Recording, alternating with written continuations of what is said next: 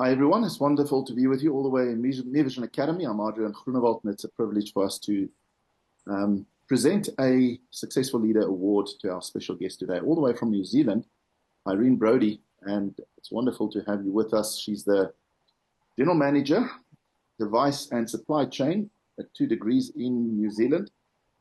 And she has extensive leadership experience, was nominated by Philip Bowen, the moment he had the opportunity to do so. So it's wonderful to have you with us, Irene.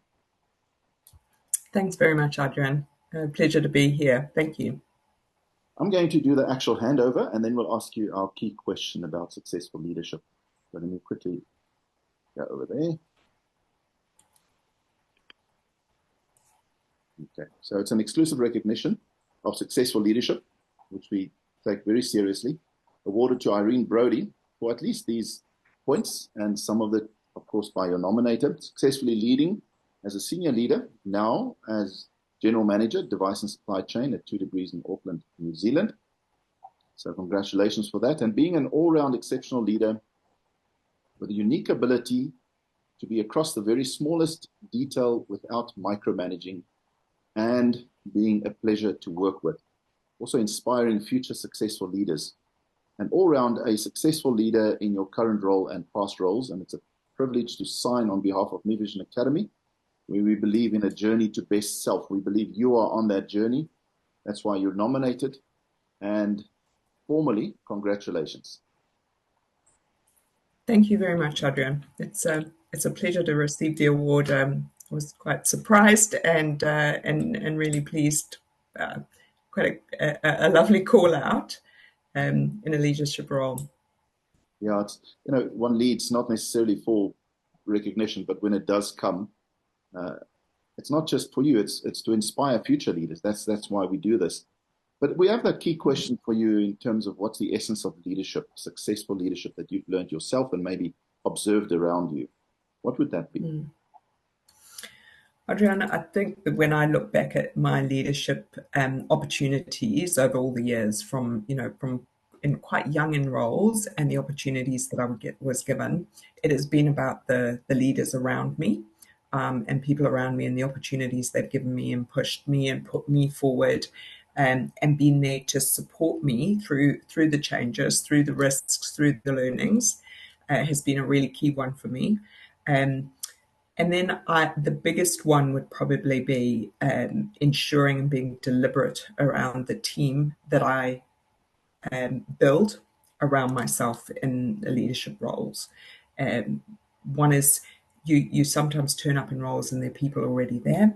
The other is the ability to bring people into your team, and being deliberate about understanding what the strengths are of the members of your team, and leveraging those strengths, never being pigeonholed into seeing just some of the weaknesses, but how do you actually build that team and leverage the strengths in each of the members of that team, and actually help them to see their strengths and grow in the areas that they're good at. And being absolutely deliberate around that, and ensuring that you're building a team who are going to work well together, deliver well together, have fun together, and be successful, because people who are successful in what they're doing are also inspiring to the teams around them. So I think that's been a really big one for me. Sometimes that means making hard choices, but actually knowing that those are the risks that are worth taking.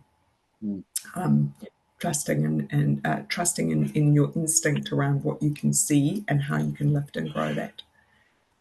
Thank you, Irene. But just quick follow-up. I mean, I guess most leaders would think that they are deliberate, but not necessarily. I mean, I've got a fuller position. Let me find a good person, try and find the best person out there, and not necessarily deliberately analyzing and understanding their team dynamics, the deliverable. In other words, a contextual bringing in of a leader, as opposed to just getting the right person. Is that what you're also saying about deliberate? It's a bigger picture. Yeah, it is a bigger picture. One is being able to step back and look at what you think you're trying to achieve now and the future. I'm always keen to look for people who can wear different hats. That's not to say that in roles, you don't have roles within your team where you need somebody who's going to turn up and be what they need to be in that role and deliver in that role. But having a look at people who are really quite adaptable, if you're moving into a business or an area where you're going to have a large amount of change, I tend to favour areas where there's going to be change. We're going to grow something, in-source, outsource, whatever it is that needs to be done. And then, so being deliberate at looking for people who can wear different hats. You can have a look at how we're going to change or what we're going to adapt to and how they would fit in with that. Or as opportunities come up, be able to go, right, can we push you forward for this? So the one is looking for those sorts of people within your team, and the other one is being deliberate about going, how could that work without being fixed about this needs to happen before we move that or change that, but actually being a little bit flexible and adaptable and working with your team to understand what their strengths are. Sometimes people don't know their own strengths. When if I look back in some of the roles that I've been placed in, they were almost more placed in them than me going, oh, that's what I want to do and I want to be successful at that. And I've found that is what stretched me, and opened up all sorts of doors for me. You know, someone actually looking at me and saying, "You like a huge amount of change. If we sign this contract and the business goes that way, we'll put you in this role. If the contract looks slightly different, that won't be good for you. Then we'll move you into a role that's got a broader sort of a scope, but which will give you the change and the level of variety that you'll need." And so that sort of adaptability or flexibility to go, what does this mean now? How do I look at it?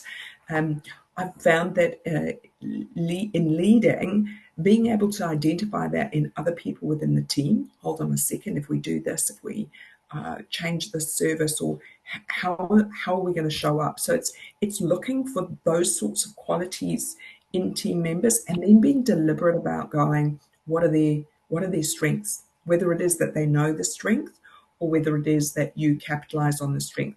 Now that may mean in some instances they're not good at something else. This is where and I think while you don't want to have any blind spots, it's not necessary to be everything to everybody. You can then build your team around someone who's really strong administratively, someone who's strong with the numbers, somebody else who's strong with understanding how the systems integrate. And then the key is, how do you actually bring them together to deliver? That their people still have accountabilities for delivery, but you're leveraging their strengths in that space. And when I look back, I go, I think that's what's worked for me. People recognizing you could do more. You could be put into a completely different role. You could take on more accountability, and so it felt, when I look back, I go, that was a gift. And it's interesting. I know the word "pay forward" may not seem deep enough for it, but anyway, you're paying it forward. Then, as a leader, you realize that did a lot for me. So let me try and pay it forward and do it for others, and lead deliberately. Thank you so much, Irene Brodie. That's very valuable, and we look forward to sharing it.